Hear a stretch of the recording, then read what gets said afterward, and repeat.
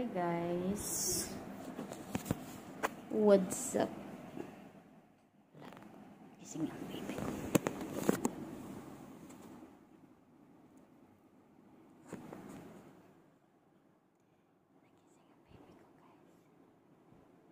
Ayan ang baby ko natutulog.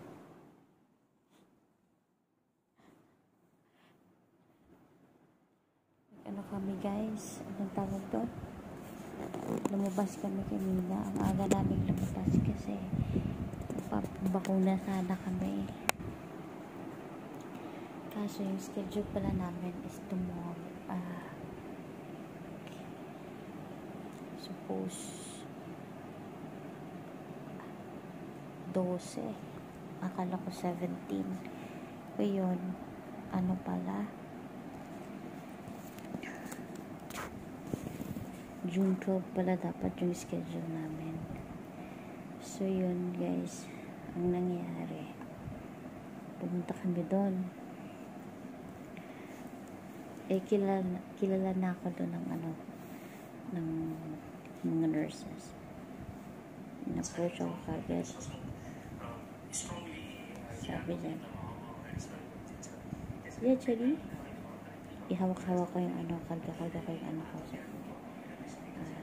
Vaccine, sabi sa akin. Sabi ko, yes, nurse. Eso la, Cherry, eso. Tomorrow daw. Sabi niya, eso means tomorrow. Ang schedule daw ng vaccine. Sabi ko, yaka, sabi ko, really ah. Tapos sabi, cannot make it today ah. Sabi niya, no, tomorrow. Sabi. Tapos, chinek niya yung book ng baby ko.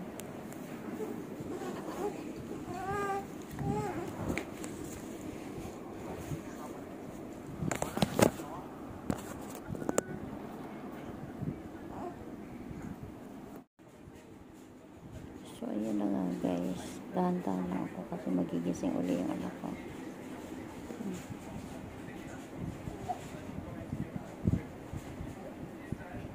Nakatulog uli.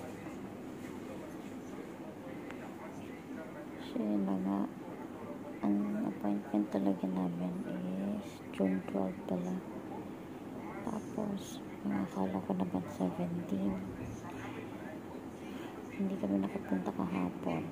Sabi ko sa off day na lang ng partner ko, which is Wednesday, the next day, today. Pumunta kami dun guys. Sabi sa akin ng nurse, yes, Cherry, kasi kilala na nila ako dun eh. Kasi nga high risk patient ako.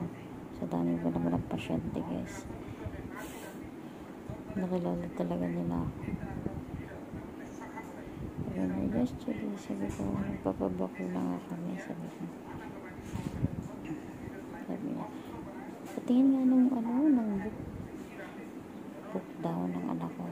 Patingin nila 12. Sabi niya, oh, yung schedule mo 12 pa. Sabi niya, sabi ko, tsaka yung schedule na bakuna bukas, hindi na yan. Tapos sabi niya, pumasok ka dun sa room number 2, magpumato ka, hingi ka ng panibagong appointment, check mo kung may slot para bukas. Pwede na lang guys, may slot para bukas Thursday, ngayon Wednesday, ang asa ni Habi.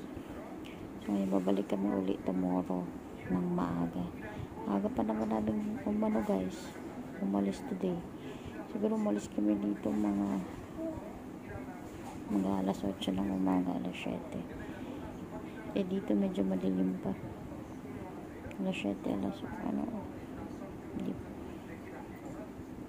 hindi po talaga ganun ka-bright yung yung liwanag pa.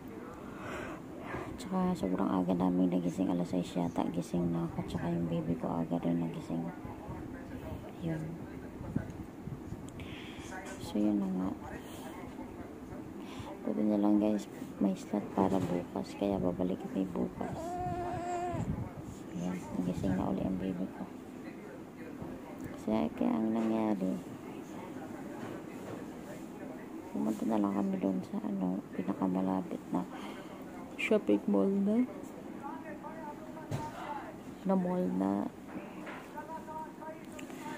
na pwedeng lakarin lang from clinic. Ayan. Kami. Umili lang kami ng avocado tsaka saging para sa baby ko. Pinatry ko na siya. Kainin. So, yun na nga. So, ito ang sitwasyon namin. Yan si Habi. Ito yung anak ko. Ito naman ako. Mga pagod. Kumain na pala kami sa labas. Sabi ko sa Habi ko, ayaw ko magluto today. Mag-rest ako today. Pantayan ko na lang si baby ka ako. Sa labas na lang tayo kumain. Kaya sa labas kami kumain, guys. Kaya ngayon, pahiga-higa lang kami pagdating namin sa bahay. Nakatulog na yung mag-aba ko.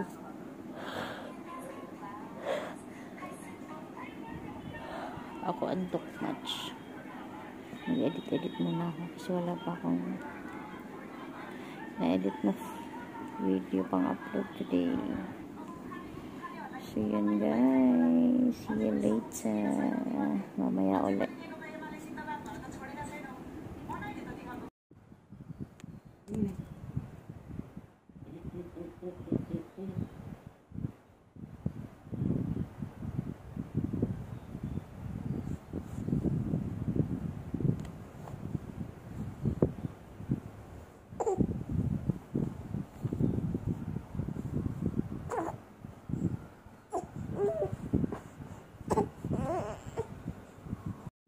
Make the card ready, then I see the Canada customer, I just simply send then it will apply, they interested.